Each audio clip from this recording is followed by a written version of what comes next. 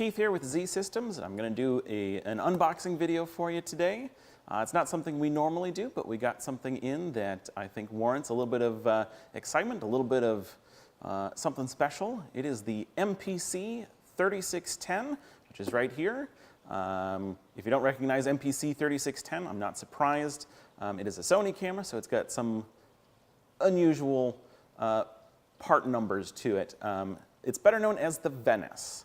If you don't know what Venice is, it is the 6K full frame camera that has 6K full frame recording, also a couple of 4K options, including several 4K anamorphic options.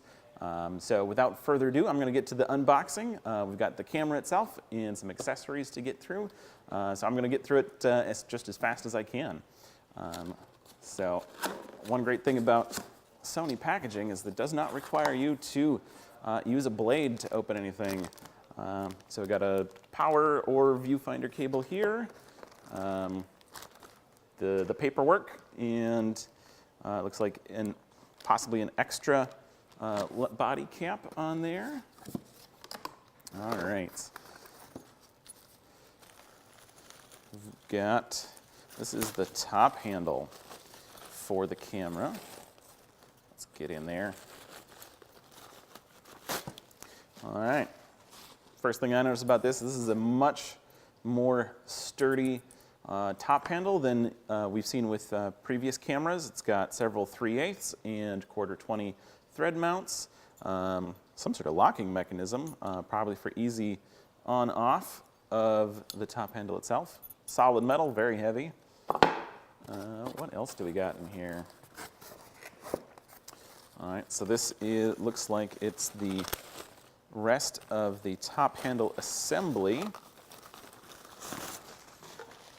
Yeah, so we've got, not sure how all this goes together. It's going to be a bit of an adventure. But the viewfinder mounts on this side, slides in and out, for adjusting for however your viewing distance is for each individual. Looking forward to getting that together. Pull off the styrofoam here, and then in here, oh, this is heavy. We've got the camera body itself. It is definitely a more substantial camera than the F5 and F55 were. Pull that out. All right. So there she is. So this is the operator side. Much more limited display than on the F5 and the F55, but still some functions there. Dual S/S card slots. And on this side, this is the assistant side, we've got what is much more familiar to F5 and F55 users with that side panel, lots of controls over here. This is definitely something that was lacking on the 5 and the 55, FS7, having a good control on the assist side of the camera. And then on the back, we've got 4 SDI outputs, time code, gen lock, all that good stuff, V-lock battery plate. And then on the front, we have our PL mount.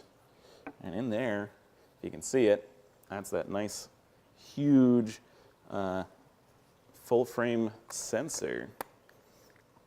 Looking forward to playing with that.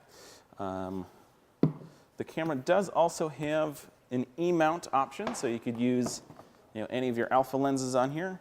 Not exactly sure how that works, because it's the first time I've seen the camera in person outside of Cinegear last year in LA. Move these out of the way. I'm going to set these down here. They're not very fun to look at.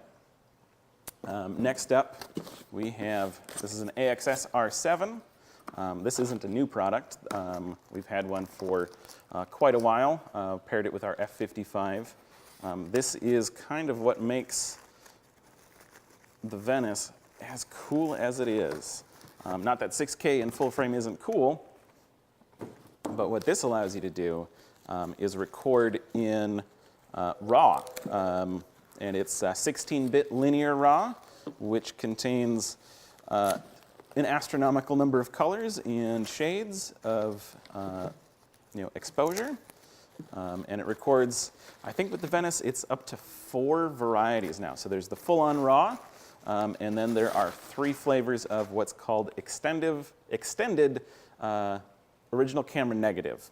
It is, has all the same functionality as RAW, but it is a more compressed codec, so that like the smallest version of it is maybe a little bit bigger than a ProRes would be, which is pretty cool for getting 16-bit RAW functionality. And so this, unlike the 55, where you just dock it and lock it, you actually do have to do some assembly with screws to get it onto the Venice. I have not done that yet. I don't know if I'm looking forward to that. Should be fun though. In this box, we have the DVF EL200. This is the new viewfinder released. I can't remember if it released with the Venice or in roughly the same time frame. This is a full HD OLED viewfinder, and it's got a lot of functions that people have been asking for from the Sony original viewfinders for quite some time. It's got false color in all shooting modes, and I'm looking forward to seeing that high resolution inside the viewfinder itself. And it's got some controls on the side for focus mag, programmable button, a nice long diopter, and it looks like mounting it to the viewfinder is nice, easy, locking. Just slide it in, lock it in place, and you're done. Let's get this stuff out of the way. Next up, we have,